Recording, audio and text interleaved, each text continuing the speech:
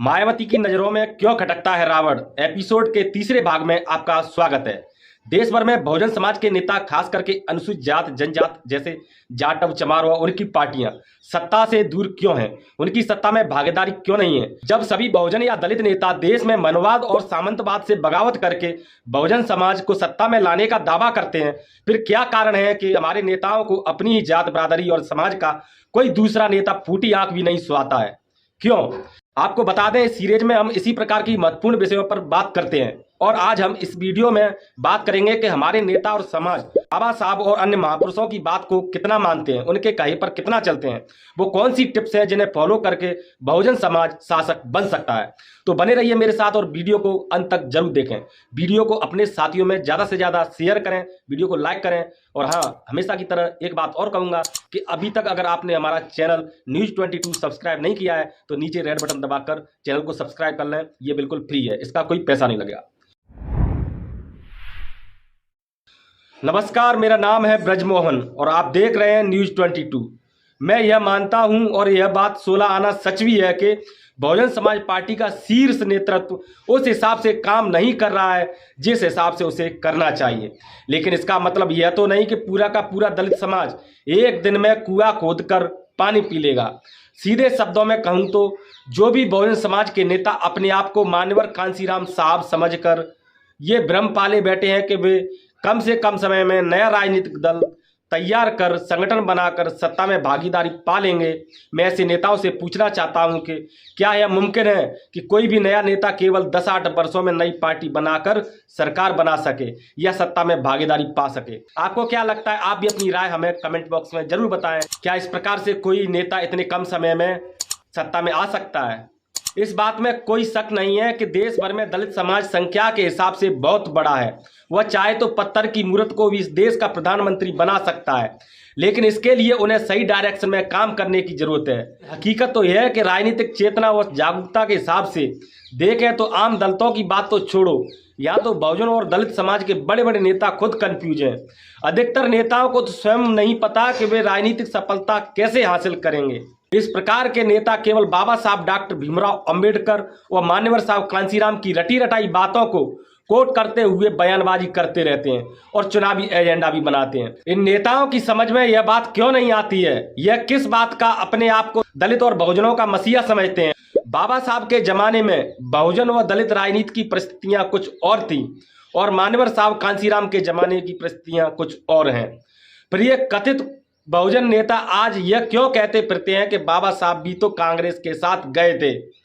मान्यवर कांसीराम साहब ने भी तो बाबा साहब द्वारा बनाई पार्टी आरपीआई के होते हुए बहुजन समाज पार्टी का गठन किया। इनको यह बात समझ में क्यों नहीं आती है कि हर व्यक्ति बाबा साहब और कांसीराम नहीं हो सकता। सीधे शब्दों में कहें तो आप एक बात सोचिए, बाबा साहब के जमाने में गाने सुनने या मनोरंजन करने का माध्यम क्या था? निश्चित तौर पर कुछ और था। कांसीराम के जमाने में कुछ और था, लेकिन मौजूदा समय में कुछ और। जैसे कि 80 के दशक में मनोरंजन व गाना सुनने के लिए वीसीआर, रेडियो, डेक आदि का यूज होता था। वहीं अगर आज की बात करें तो आजकल तो टीवी, डेक, रेडियो सबकी जगह मोबाइल ने ले ली है। मनोरंजन से लेकर पढ़ाई तक सब कुछ मोबाइल में समेटा गया है। तो फिर क्यों हमारे नेता डेक सीडी की कैसेट को जबरदस्ती इस मोबाइल में घुसेड़ने की कोशिश कर रहे हैं? हमारे दैनिक जीवन में मनोरंजन तो बहुत आम बात है, पर यह राजनीति तो बहुत गंभीर मामला है।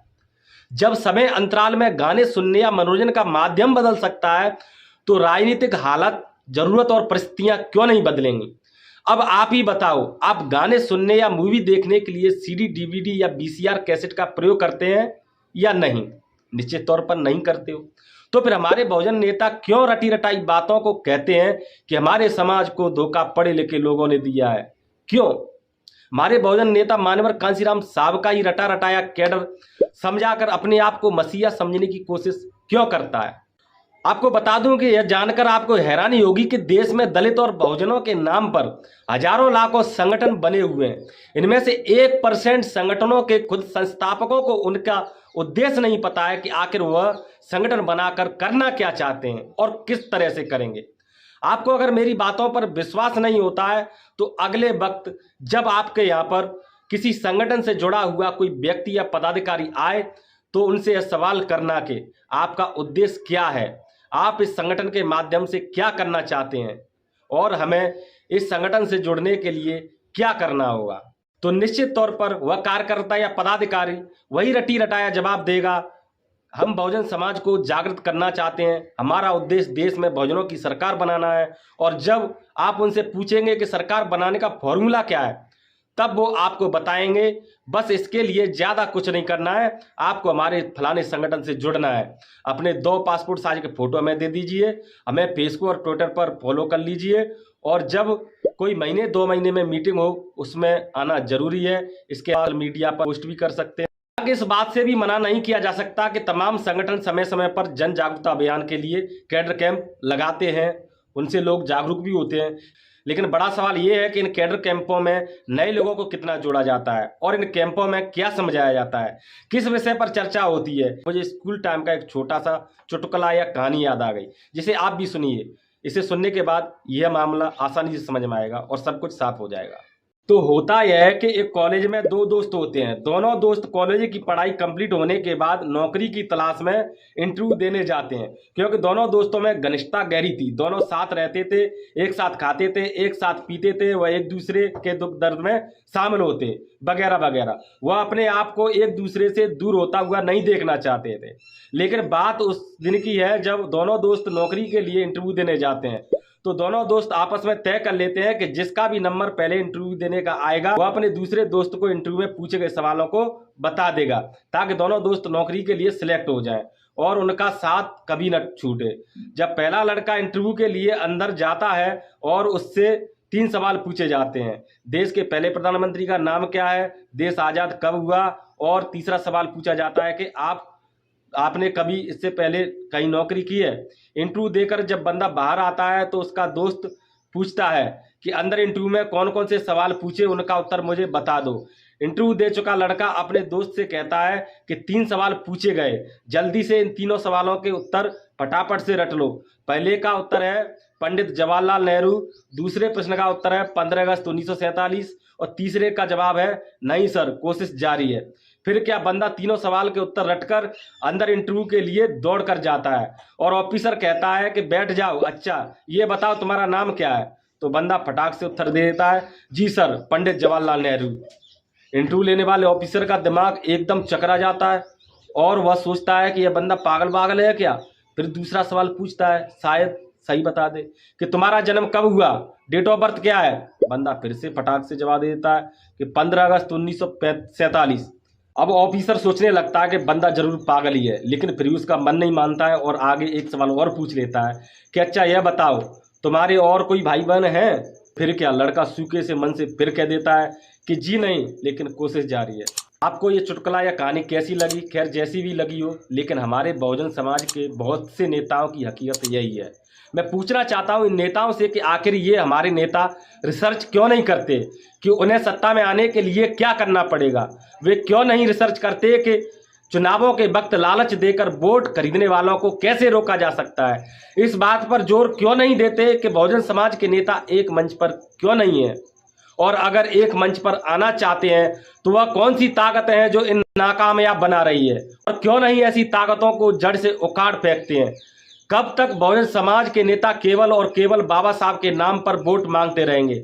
उनका खुद का रिसर्च और एजेंडा क्या है? सरकार बनाने के लिए खुद का फॉर्मूला क्या है? कैडर और सार्वजनिक मंचों से क्यों नहीं अपना विजन क्लियर करते हैं? जो नेता यह सोचकर बैठे हैं कि बाबा साहब ने कहा था कि शिक्षित बनो, संगठित रहो, संघर्ष करो। कांसीराम साहब जी का यह कथन कि राजनीति सत्ता वह मास्टर चाबी है जिससे हर समस्या का ताला खोला जा सकता है।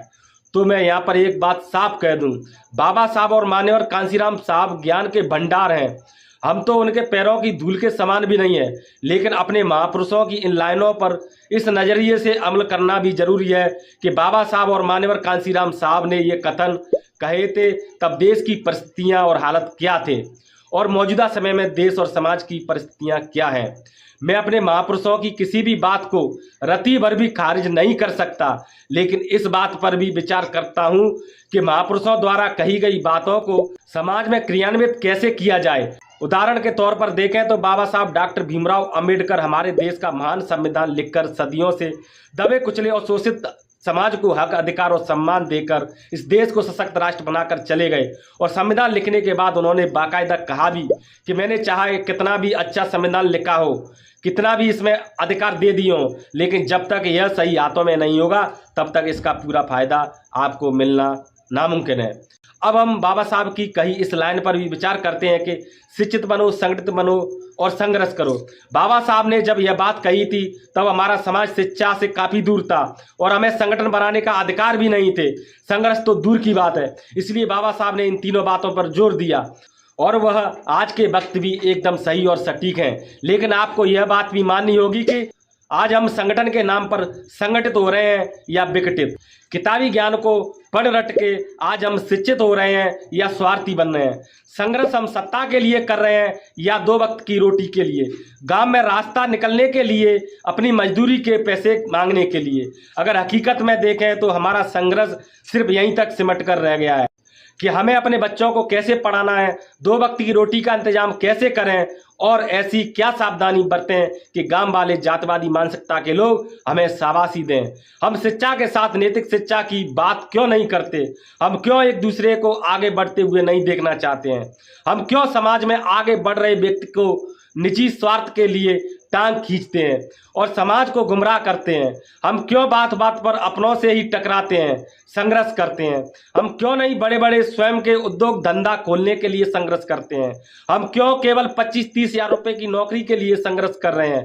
हम यह संघर्ष क्यों नहीं कर रहे हैं कि अपना उद्योग धंधा खुद का खोलें और खोलने के बाद कम से कम 100-200 लोगों को 30-40 हज़ार रुपये महीने का वेतन दे सकें, देने लायक बन सकें। उद्योग धंधों स्वरोजगार का जिक्र करना यहाँ पर इसलिए जरूरी होता है क्योंकि बाबा साहब के समय का दौर कुछ और था, उस वक्त की परिस्थितियाँ कुछ और थीं, उस वक्त की मांग कुछ और थी। आज के मौजूदा हालातों की कुछ और है। आज आप देख सकते हैं कि देश में लगातार निजीकरण का माहौल बढ़ता जा रहा है, सरकारी नौकरियां लगभग खत्म हो चुकी हैं। बहुजन युवा अपना स्वयं का रोजगार धंधा कैसे स्थापित करें, इसके लिए पूंजी की व्यवस्था कैसे करें, इस पर मैंने सेपरेट वीडियो बनाया है। इस लिंक पर क्लिक करके आप ये वीडियो भी देख सकते हैं। इसके अलावा नीचे डिस्क्रिप्शन में इस एपिसोड की सभी भागों का लिंक दी गई है। आप बाकी के पहले और दूसरे भाग को नीचे डिस्क्रिप्शन में दी गई लिंक पर क्लिक करके देख सकते हैं। आपको बता दूं, मैंने खुद समाज की आज की मौजूदा परिस्थितियों पर सोचा है, समझा है, विमर्श किया है, ऑब्जर्व किया है। आज की हमारी जरूरतें क्या हैं, आखिर हमें सत्ता में पहुंचने के लिए नया क्या करना पड़ेगा, इस पर थोड़ा सा मैं संक्षिप्त में बता दूं। विस्तार से इस विषय पर फिर कभी अलग वीडियो में बात करेंगे। आज हम बाबा साहब द्वारा कही गई सिर्फ इस बात को लेकर बैठ गए हैं कि शिक्षित बनो, संगठित रहो और संघर्ष करो। आज के दौर में इस फार्मूला से कभी सत्ता नहीं पा सकते हैं, क्योंकि हम केवल इसी बात को लेकर बैठ जाएं कि हमें शिक्षित होना है, संगठित होना है और संघर्ष भी करना है। लेकिन मैं आपको बता दूं, इसके लिए दलित बहुजन समाज से हजारों लाखों लोगों को आर्थिक रूप से कम करोड़पति होने की जरूरत है, करोड़पति बनने की जरूरत है।